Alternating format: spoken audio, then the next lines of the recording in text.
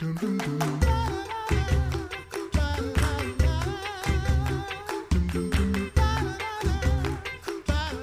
listening to The Coffee Hour. I'm Sarah Gulseth. I'm Andy Bates. One of the fun things we get to do on The Coffee Hour is introduce new people who are at the LCMS International Center, even though we haven't actually been going into the office for a while because of COVID. But we do have how to get there. I may also have forgotten, but we do have new colleagues, and we like to introduce them. So when we bring them back for more interviews on The Coffee Hour, you have an idea of who they are. And today we get to introduce you to the Reverend Dr. Rick Serina, who is the new Associate Executive Director of the Commission on Theology and Church Relations, or CTCR, as we like to call it. And he's replacing the Reverend Dr. Larry Vogel, who retired in January and who we've had many wonderful conversations with. So, Pastor Serina, thank you so much for joining us on The Coffee Hour today. Thank you, Sarah and Andy, for having me. And thank you for presuming that you will actually bring me back. That's encouraging. We say that now, yes. Yes. So, Pastor Serina, tell us a little bit about you, your family, and your background in your Lutheran vocations. Sure, yeah. We recently relocated from northern New Jersey, where I was a parish pastor for just about 5.5 years or so, a small parish there. My wife is a registered nurse, Christina, and we have 5 small children, 12 all the way down to 1. We really enjoyed northern New Jersey, enjoyed parish ministry there, got involved in a number of different things, taught a number of different places, but then received this call in the middle of a pandemic, which is always a wonderful time to consider a call and to relocate.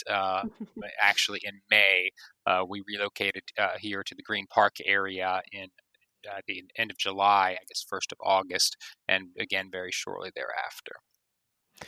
So as you were considering the call to serve on the CTCR, were you familiar with the work of the CTR? I mean, certainly every pastor in the Synod has an idea of what the CTCR does, but how much did you know about the work that this position would entail? More than I wish I did, because I was actually on the commission at the time as an appointee of the Council of Presidents, which to be quite frank with you was exceptionally exciting.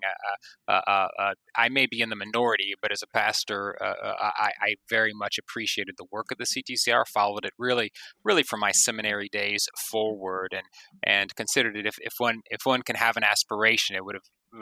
Vocationally, or not even vocationally, but personally, it was to be a part of the CTCR at some point in time. So I was overjoyed at my appointment by the Council of Presidents last fall, and so that not only enabled me to become familiarized with the CTCR on a more intimate level, but also exposed me to a lot of the people I'd be working with ultimately. So in that sense, it's really been a fairly seamless transition, all things considered. So for the folks who aren't familiar with the work of the CTCR, they haven't read the handy little documents that help us understand certain theological issues. What is the work of the CTR, and what are you doing? What do you think you will be doing as the CTCR in the future? Sure. Yeah. Probably the easiest way to explain it is kind of broken down into three silos, you might say. One deals with theology proper. For instance, the kinds of things that we're wrestling with right now relate to questions of human sexuality and how we as Christians understand that and present that. Sticky theological topics like the order of creation, trying to find a way to explain those in a way that's useful and helpful for the denomination. We deal with a lot of church relations sorts of things.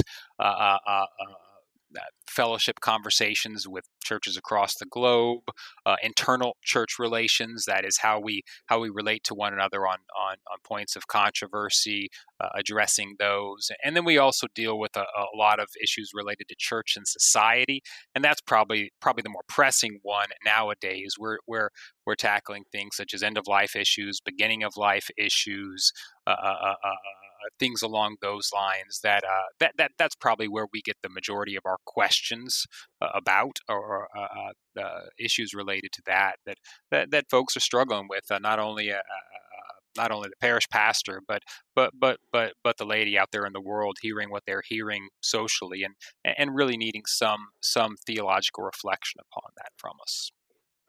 So you mentioned making this transition in the middle of the global pandemic. Has the COVID pandemic affected the work that the CTCR is doing right now? It's kind of a strange dynamic, as we're all realizing that which is customary and familiar has abandoned us, but we're a creative, adaptable people, right? So the Zoom meeting has become sort of the lingua franca for all of us. That's just kind of how we operate nowadays, and that's what the commission has had to do. We've had to resort to our quarterly Zoom meetings. We have not met in person since last February, like everyone else, and that of course has its drawbacks when you're dealing with highly technical, potentially controversial theological issues.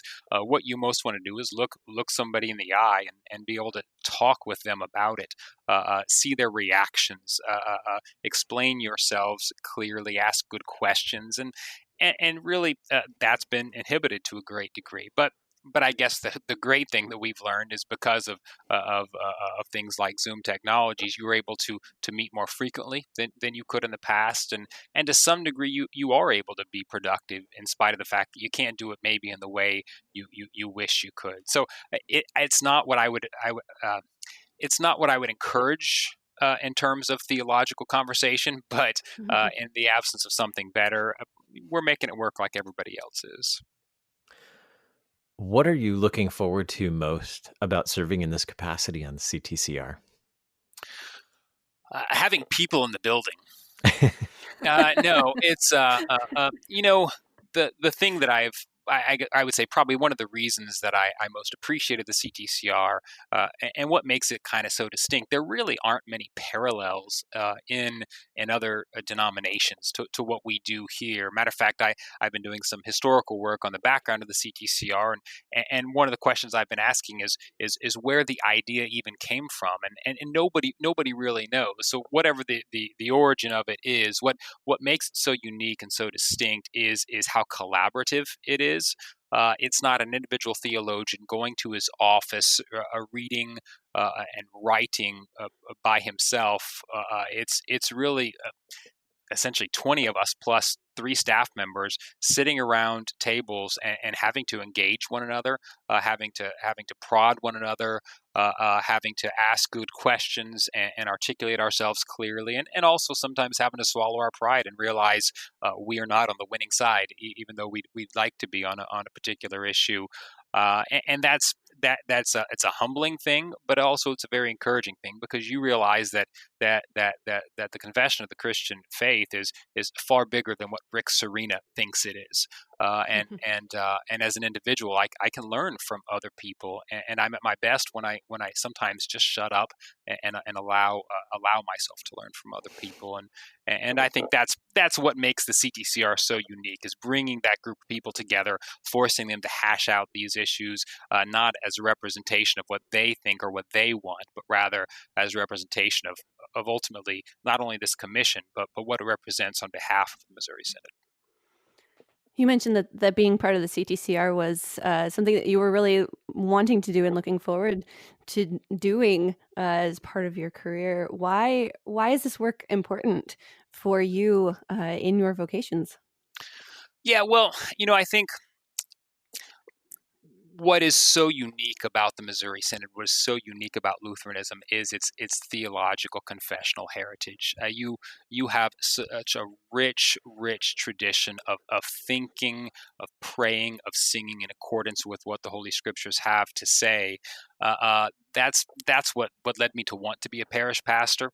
That's what drove my own parish ministry. That's what compelled me to seek graduate work in historical theology and to publish in that particular area. that confessional heritage, that theological heritage drawn from the scriptures, clearly presented in the Lutheran confessions, and really reflected in what we have done as a denomination from our inception, that is something worth taking seriously. And as a commission itself, we are privileged with the opportunity to clarify that, to bring that to address a whole host of difficult, sticky contemporary issues that are confronting us. And it's impossible not to get excited about the significance of the material you're actually dealing with and the benefit it may have for the parish pastor preaching to his flock, to the layperson who wants a clear, honest, a biblical answer to a pressing question, or even when you come to a synodical convention and you see these resolutions coming to the floor that have been aided by the work of the CTCR, seeing the convention commend those and realizing that this is helping us as a denomination, individual Christians, articulate their faith clearly, persuasively, and hopefully winsomely. Do you have an area of research or theology that you really just love? I mean, is there something in your work on the CTCR, in your previous capacity or your new capacity, where you just get lost in your work? Responding to emails.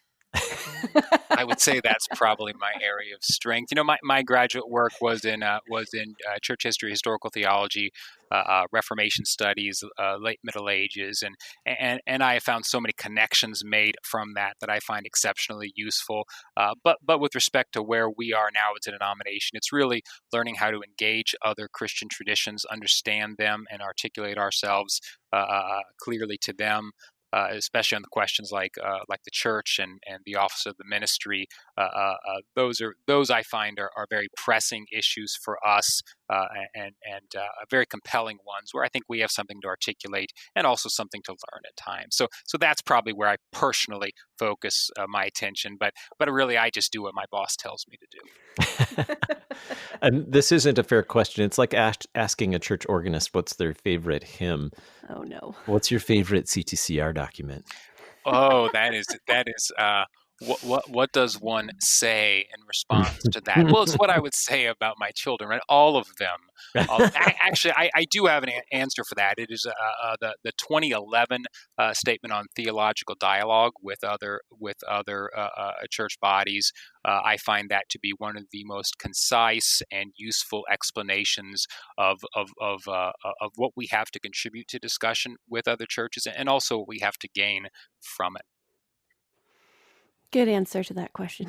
Where can we find all of these CTCR documents for everyone who is going to want to go read them now?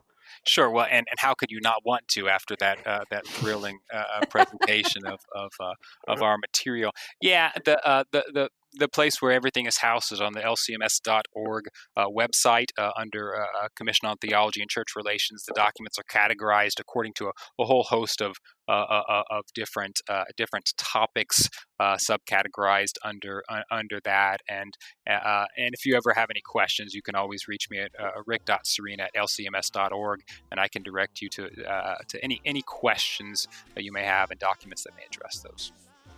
Look forward to reading all of those. The Reverend Dr. Rick Sure Serina, Associate Executive Director of the Commission on Theology and Church Relations. Thanks so much for joining us today on the Coffee Hour.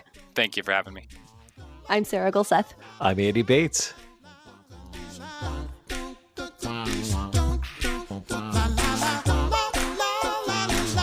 The Coffee Hour with Andy and Sarah is a production of KFUO. To support the Coffee Hour and KFUO Radio, visit KFUO.org. You can also text KFUO to 41444 or send an email to gifts@kfuo.org. And you can call us at 800-844-0524. KFUO. Christ for you, anytime, anywhere.